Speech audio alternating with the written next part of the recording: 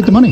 You haven't. You can refund I have paid the money. You're not listening. You're shutting your mind. You're not open-minded. So you're just tunnel vision what are you? on your opinion. What are you trying to tell me? We'll let the police come. The British We'll let the Transport British Police. Transport Police come. We'll get your details. Well, they will arrest. No, they will arrest me. They'll get your details. They will arrest me. But you're not going to give them your details. If they arrest me, then I will give them my details. I'm being denied exit from the station. Right, have you purchased a ticket Yes. where you boarded the train? I purchased the ticket and I can Yeah. show evidence of that. Right, have you printed that ticket I wasn't off? able to get it printed, no. Right, is there a reason why you were unable to get it printed I was running off? for the train. I have to be in a really important meeting in Reading, and I had to run to get the train because it was going to cause me enormous problems if I didn't get that train and was delayed for that really important meeting in Reading. Right. And I thought, quite reasonably, Yeah. that I've paid for a ticket. Yeah. I can prove I paid for a ticket. I can prove I've got the code for the ticket. And I literally, as I've said to these people, all I need to do is to go there to get that ticket and to show these people the ticket that I have purchased and paid for. Right from the beginning, this should have been resolved in seconds. Alex explains that he already paid for his ticket but didn't have time to print it before boarding because he was in a hurry. He has the booking confirmation on his phone, the reference number, and he's standing next to a ticket machine where he can print it immediately. That isn't fair evasion. It's simply someone who has already paid and is trying to complete the process.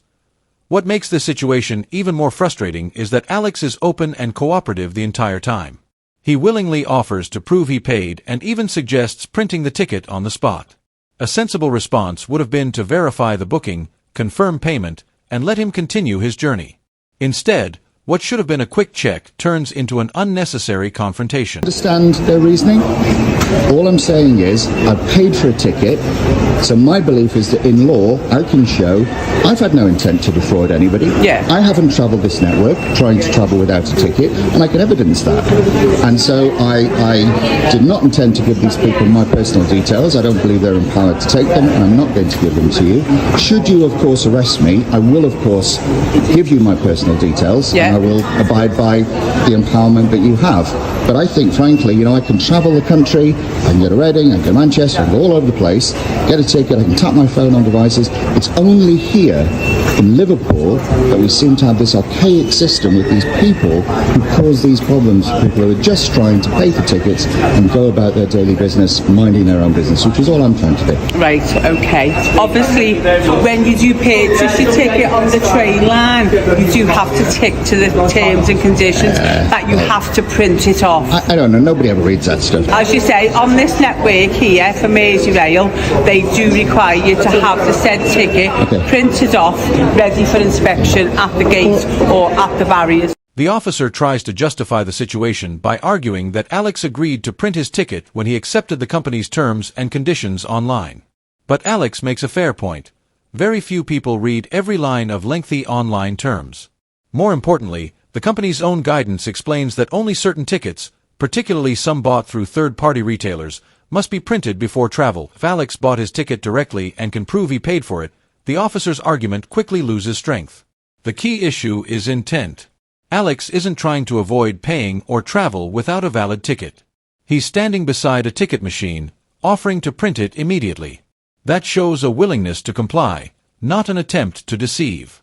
This stopped being about payment and became an example of rigid rule enforcement replacing common sense. What I would say is that, anybody can have a policy. Anybody can make a rule. Yeah? Doesn't mean it's a criminal offence, doesn't mean it's a civil offence. I don't believe I've committed an offence. I mean, they may think I've broken their procedures and policies, that's fine. I don't believe I've committed any offence because I've paid money for a ticket to travel and I can prove that. Yeah, so where is my offence? No, but you have got your ticket, but you've not printed the said ticket off. Where's my civil or criminal offence? But you should have printed it off before you travelled. You could say you've got to stand on... Sorry to interrupt. No, it does say, obviously, on the train stations and on the trains, that you have to have your ticket ready to present to these guys. And if you have it on the phone, which is the actual ticket, and I yours it. isn't the actual ticket. Yours is proof to say you've purchased a ticket, but you've not yet you've not yet printed that said ticket I see what you're saying. My point is that what's happened, you could have a rule on the terms and conditions on Merseyrail saying everybody on the train has to stand on one leg, you know, and everybody would have to stand on one leg, and you could threaten people if they didn't stand on one leg. Alex makes an important distinction. He isn't accused of breaking the law by avoiding payment because he already paid for his journey. He has proof of purchase, the booking reference, and can print the ticket immediately. The issue is whether he complied with the company's ticketing rules, not whether he intended to travel without paying. His example about standing on one leg highlights the point perfectly. A company can create rules for using its services, but that doesn't automatically turn every breach of those rules into a criminal offense. Businesses can set conditions, but police powers must always be based on the law, not simply on company policy. That difference is what this entire encounter seems to overlook. Breaking the law if people don't do it. They're breaking your rules. And that's the difference I'm trying to get across to you. This is fair bylaws, that it is a ticket period, which we do have to have a set ticket to come onto the station, and for as soon as you board the train, you should have a ticket of travel, unless your train station is closed and then you've taken a picture to say it's closed. Come to these guys and they will sell you a ticket. It's often closed, it's often nobody there, and then it would be fine. But you've purchased your ticket already, but unfortunately, because you haven't printed it off, you should have printed it off before you travelled. So my point to you again is that I've looked at the bylaws, and I may be wrong, but I've read the bylaws, and my understanding of the bylaws is that they say if you break these bylaws, you may be taken to court. And if you're taken to court, and it can be shown that there's an intent to defraud, you may be prosecuted. Now, I can show there was no intent to defraud. So if we go to court, it's all going to be very annoying for me, very embarrassing for Merseyrail, but I can show there was no intent to defraud, so I don't believe that I'm in any kind of, situation where I've broken these bylaws. Alex raises an important legal point during this exchange. The railway bylaws are designed to deal with people who deliberately avoid paying their fare, not passengers who have already purchased a ticket and can prove it.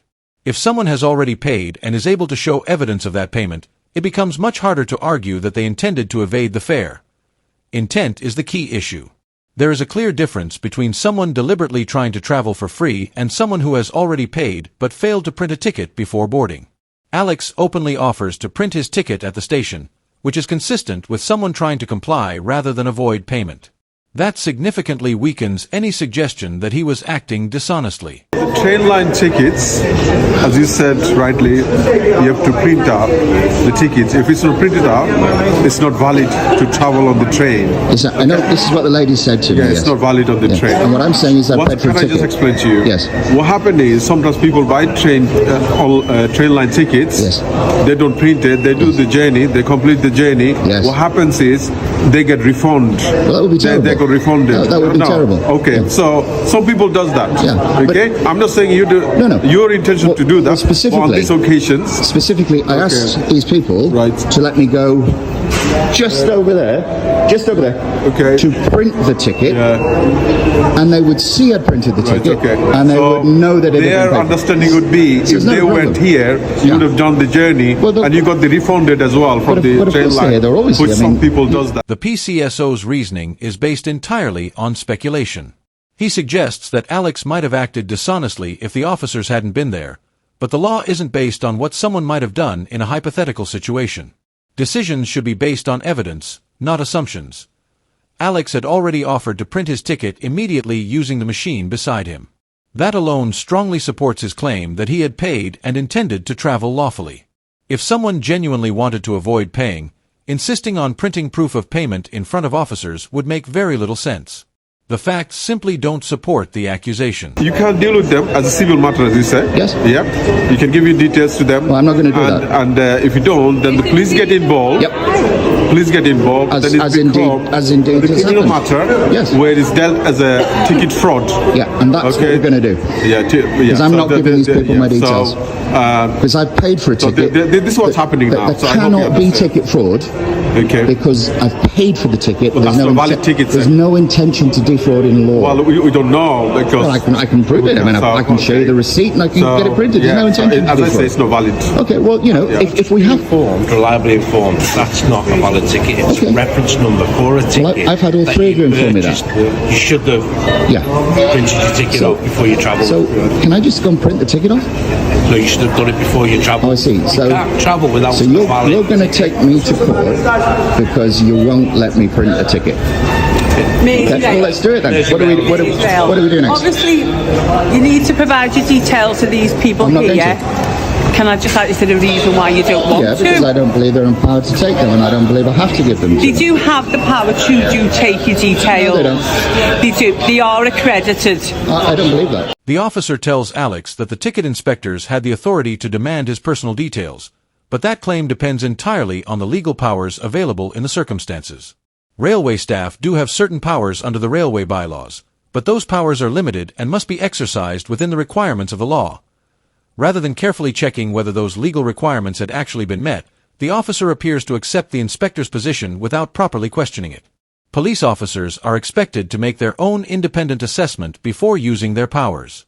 Relying solely on another person's interpretation of the rules risks turning a routine ticket dispute into an unnecessary enforcement action and can undermine public confidence. Arrested, I will give my details to the arresting police officer when hearing the basis upon which I'm being arrested, because that will then be used in the court of law.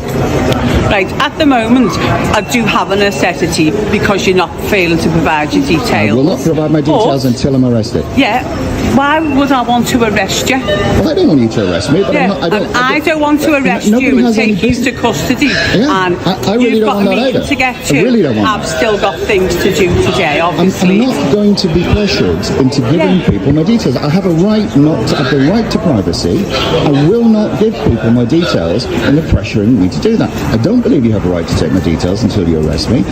If you arrest me, if there's a basis for you to arrest me, and you arrest me, and you tell me why I'm being arrested, I will of course comply and I will of course give my details. That's You just haven't normal. got the ticket. I paid for a ticket, but and I that's can just the print that reference ticket number. just over there. Yes, but you should have printed the ticket before you travel. And you're going to arrest me for that.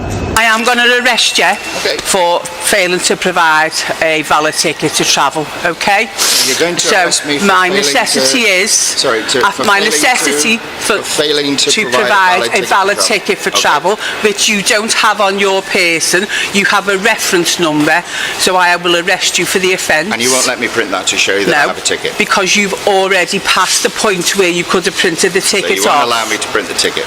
Well, obviously when I've finished dealing with you then, yeah, you can go and print the ticket off. That's fine. Yep. Okay. Do you want to come to our office and we'll speak out the way? Yeah, and we'll take it from there. Okay. All right. Do you want to follow this way? Thank you. The decision to arrest Alex is the most surprising part of the entire encounter. The officers accept that he had already paid for his ticket and acknowledge that he could print it immediately, yet they still proceed with an arrest because it had not been printed before travel. Instead of resolving the issue with a simple check and a visit to the ticket machine, they chose the most serious option available. The outcome makes the situation even harder to understand. After the arrest, interview, and de-arrest, the officers ended up doing exactly what Alex suggested from the beginning, walking him to the machine so he could print his ticket. That raises obvious questions about whether the arrest was necessary or proportionate.